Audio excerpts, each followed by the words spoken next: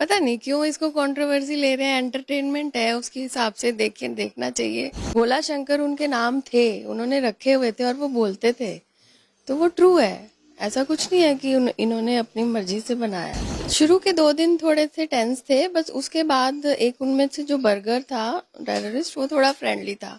हमें तो उन्होंने बहुत कहा कि इस्लाम धर्म अपना लो, इस्लाम धर्म बहुत अच्छा है। हम तो सब डरे हुए थे, सबकी हालत ही बुरी थी उस वक्त। पता ही नहीं चल रहा था कि हो क्या रहा है। अब तो हो गई है सिक्योरिटी, उस टाइम नहीं थी। नेपाल में तो बिल्कुल ही नहीं थी, क्योंकि फ्लाइट पहले डिले थी। हम बाहर घूम के भी आ गए, उसके बाद हमारी भी चेकिंग नहीं हुई, तो उनकी क्या हुई होगी। वहां पर तो वेज था नहीं कुछ, तो हमने ऊंट का पता नहीं क्या आया था, वो भी खाया था, क्योंकि इतनी 8 दिन से भूख लग रही थी।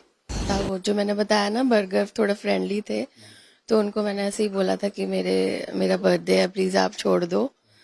तो उन्होंने प्लेन में ही अनाउंस करके बर्थडे सेलिब्रेट किया था। नेपाल से वापस आ रहे थे, हनीमून पे गए थे, तो वापसी आते हुए उसी दिन आना था।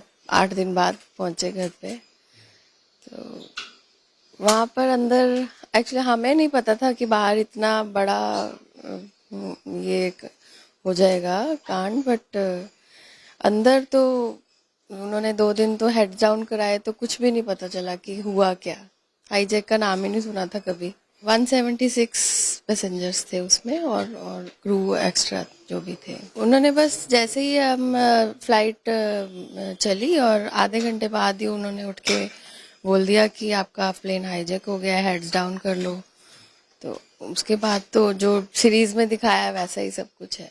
हम तो सब डरे हुए थे, सबकी हालत ही बुरी थी उस वक्त। पता ही नहीं चल रहा था कि हो क्या रहा है। वो तो नेक्स्ट डे जाके पता चला।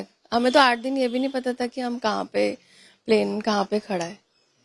उसके बाहर यहाँ पर आके, इंडिया आके पता चला कि कंधार में थे हम 8 दिन। और क्या हुआ अमृतसर में हमें कुछ नहीं पता। सिर्फ जो कैप्टन बोलते थे कि अब हम यहाँ पे लैंड कर रहे हैं, थोड़ा इम्पैक्ट पड़ेगा, संभालना, बस यही सुनता था। नहीं, कुछ भी नहीं खाया, सिर्फ एक एप्पल छोटा सा मिला था।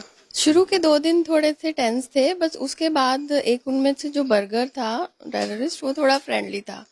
उसने थोड़ा, क्योंकि पैनिक अटैक हो रहे थे लोगों को, उसने थोड़ा फ्रेंडली वो क्या कोप अप किया लोगों के साथ।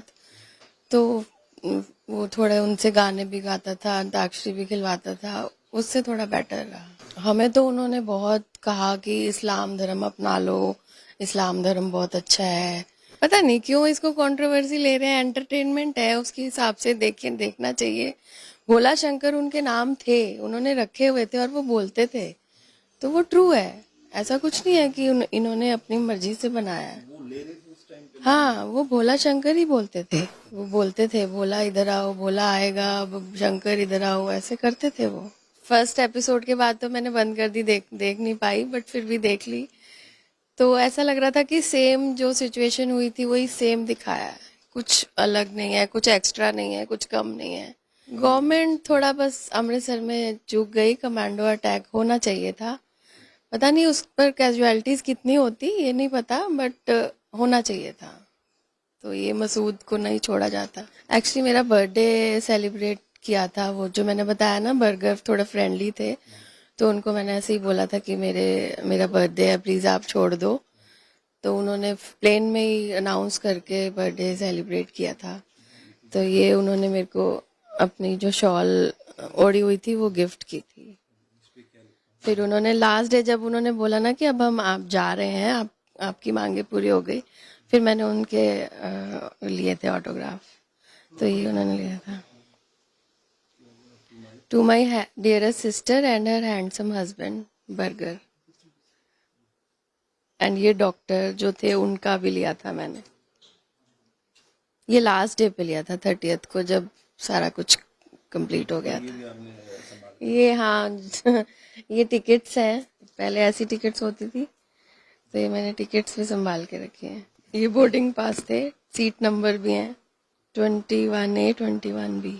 हाँ, ये लास्ट डे हमें वहाँ पे पेप्सी दी गई थी, बट हिम्मत ही नहीं थी पीने की, तो पी नहीं, ये बंद ही थी। ऐसे कैसे ही मैं घर ले आई थी। ठीक है, आप एक एंटरटेनमेंट है उसकी, इससे देखिए।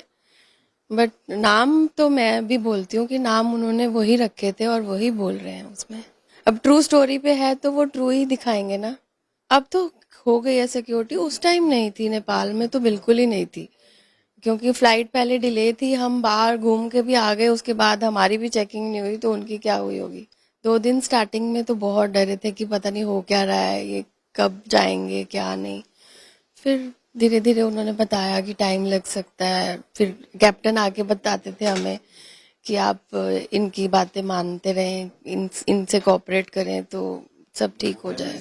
आके तो हमारा इतना वीआईपी वेलकम हुआ कि सच में दूसरा जन्म लेके आए थे हम। बहुत ग्रैंड वेलकम हुआ था, जैसे दूसरी शादी दोबारा से हुई।